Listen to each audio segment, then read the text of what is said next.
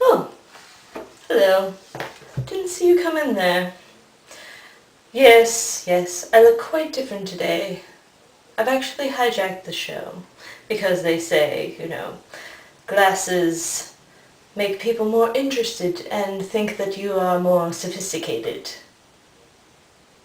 Sure, go with that. Anyways, I'm Tenshi. Welcome to my review corner. So today we're going to be talking about Mahou Shoujo Madoka Magica, or Madoka Magica. It means pretty much the same thing, so I wouldn't worry about it. I'm going to start trying to be as completely unbiased as possible, and then after that, then I will be inserting my own personal opinions about it. So, with that, let's jump right in, shall we? Madoka Magica, as I will be calling it, because it's really too much to remember at this time of the day, is about a girl that we meet at the beginning, and the series rotates around her, but it doesn't really give us any details.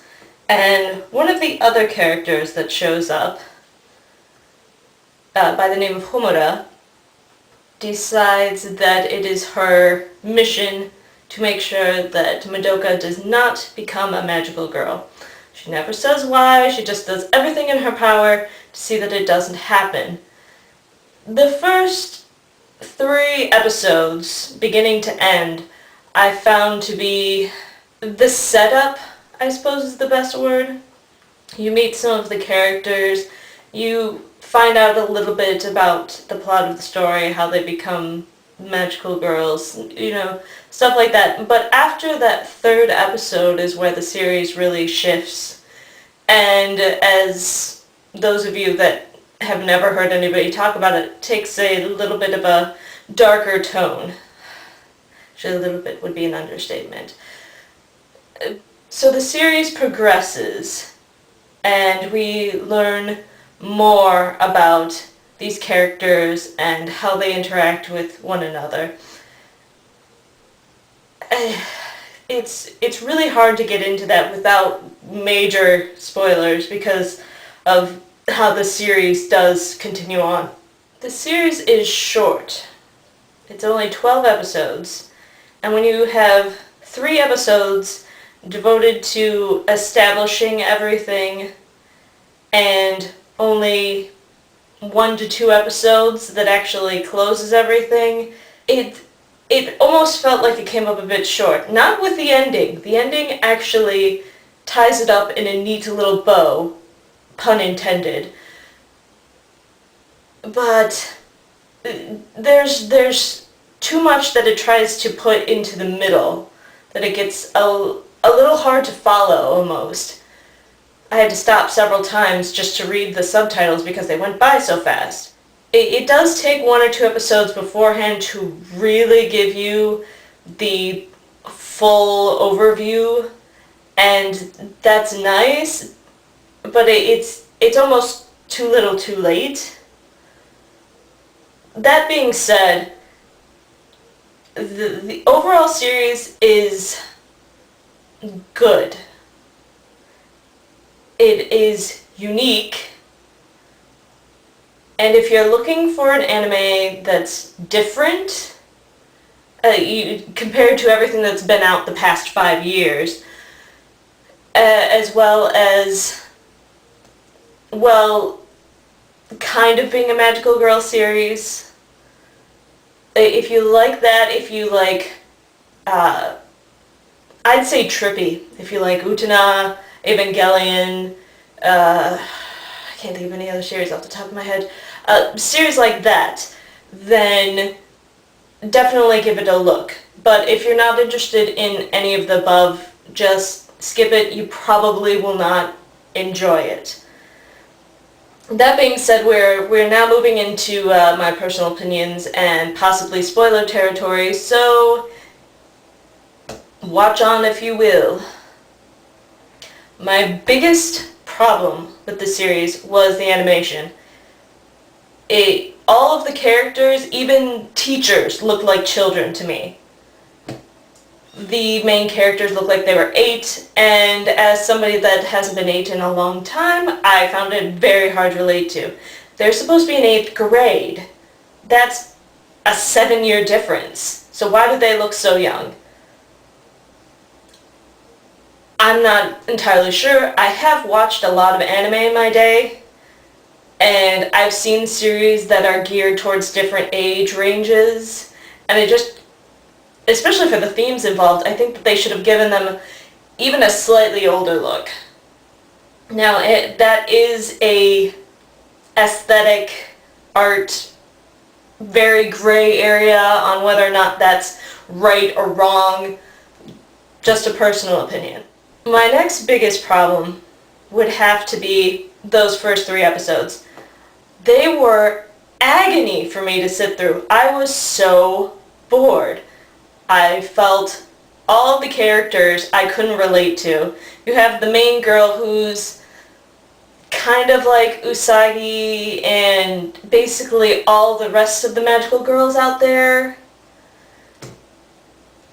And that I didn't find interesting at all. Even though they were keeping her from being a magical girl, she still had all of those qualities, and she just seemed very blank to me. The next girl, her blue-haired friend Sakuya, she's the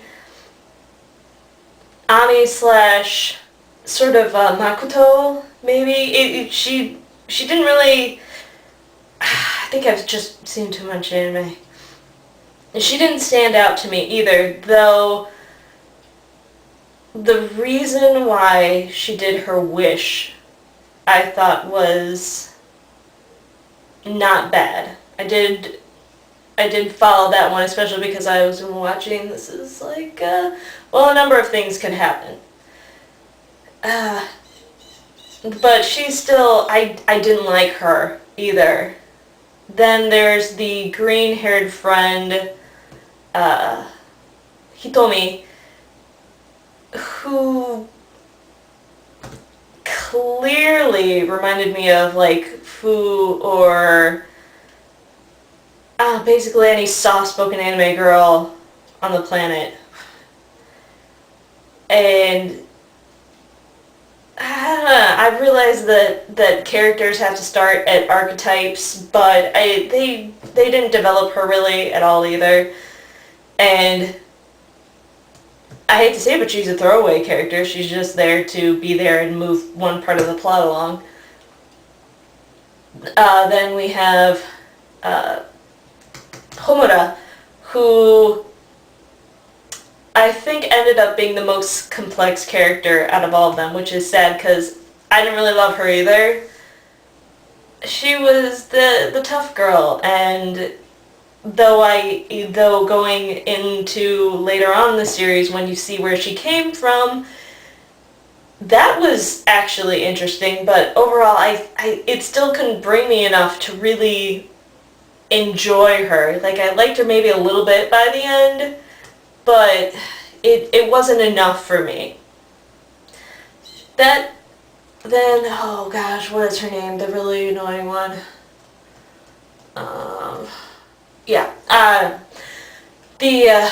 I'll call her really annoying girl with the red hair who looks like Yoko from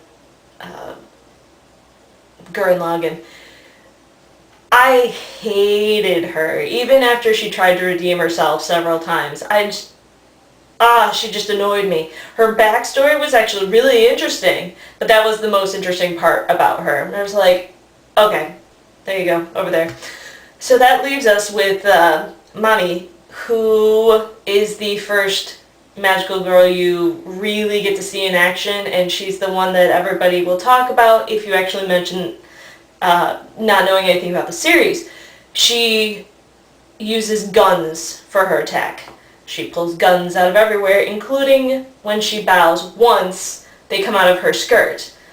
Now, I thought that idea was awesome, it reminded me of Hellsing, but it caught my attention more than anything else. Sadly, spoilers, she dies on that third episode, which was a big nail in the coffin for me, why I was also having trouble with the series, because even though, spoilers again, she shows back up later in the series, there's a big gap in the middle without her, and like I said, I found her the most interesting.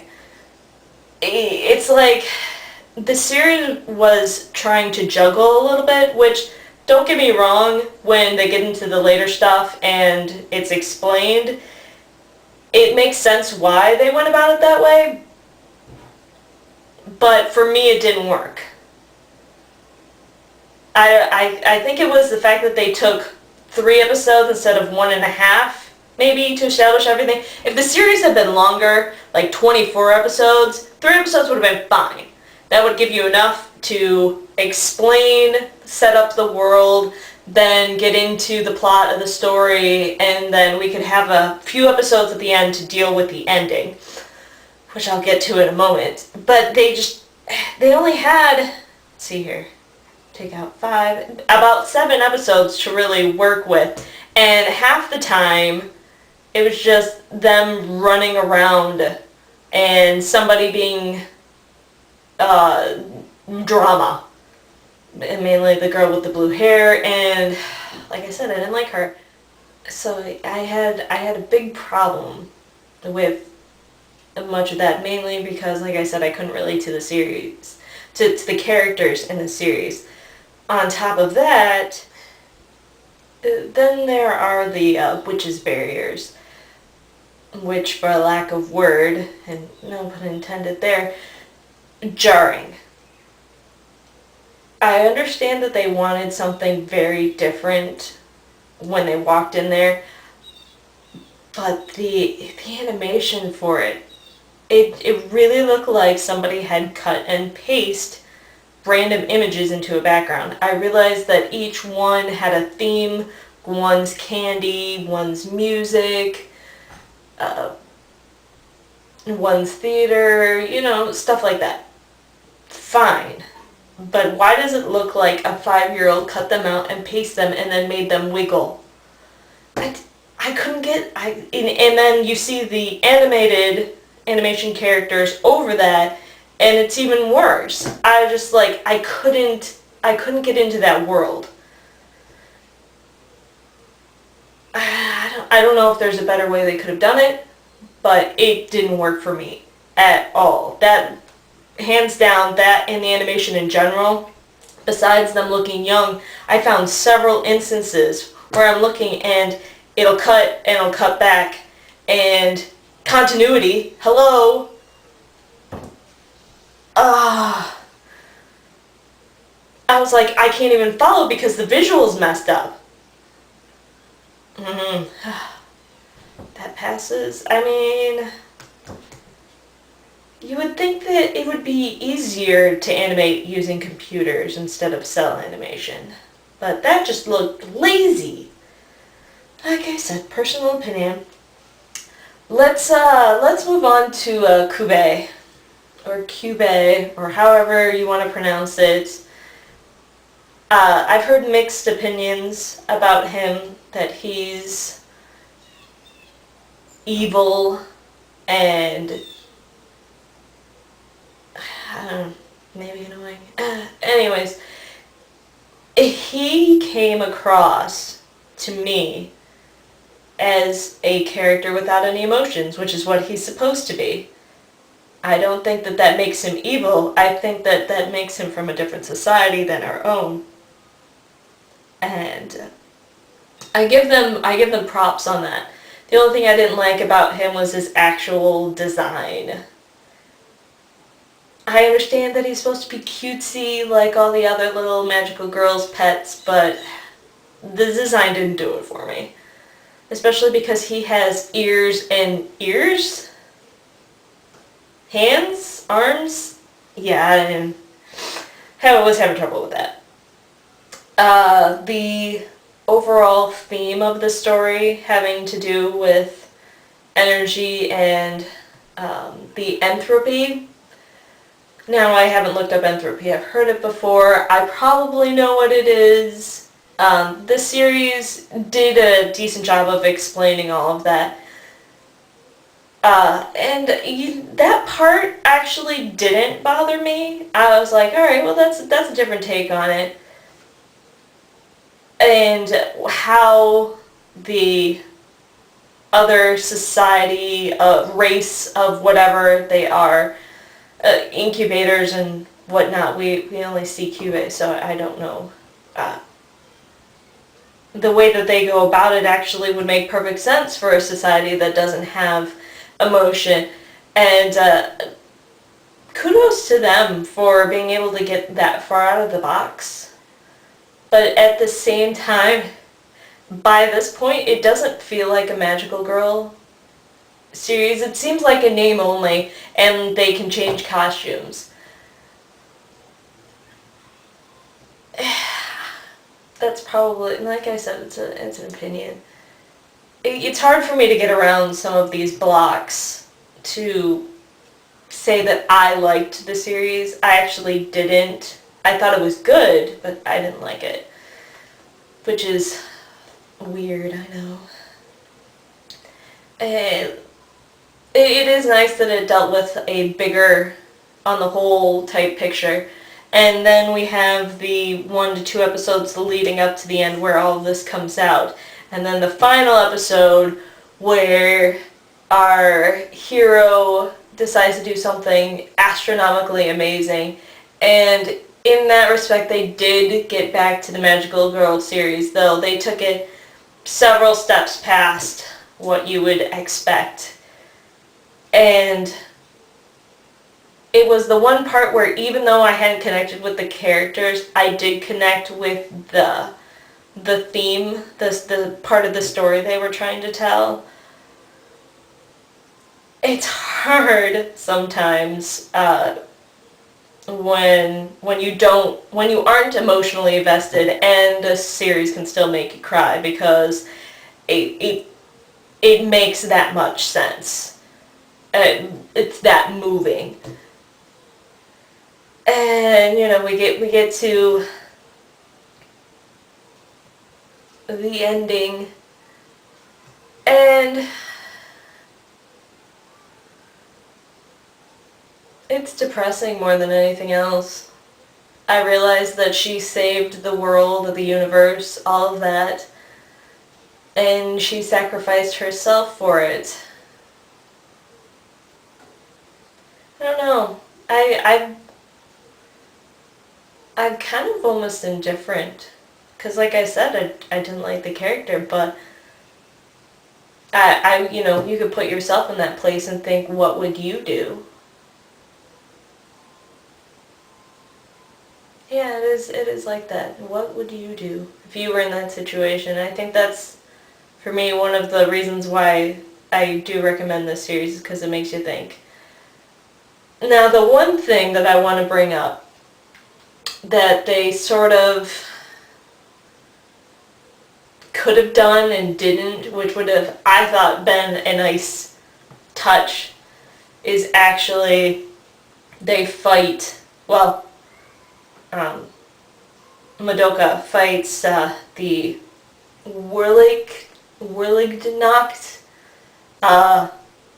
the last witch battle, which is supposed to be the strongest witch on the planet at that time in this whatever futuristic alternate universe time period. And they don't get into that character. I realize that she's just there to be witch in battle, but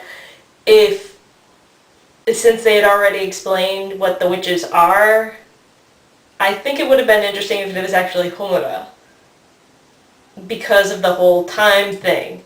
See where I'm going with this? If she had actually been taken over by her grief seed and actually became that, and was somehow the timey-wimey thing happened, and that was her and that was her, that would have been, I think, the most interesting bit, but obviously it didn't work out that way. I thought it would have been a nice touch.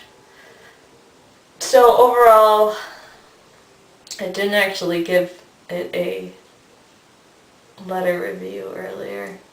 I'll have to toss that in there, but I'll toss it in here for sure.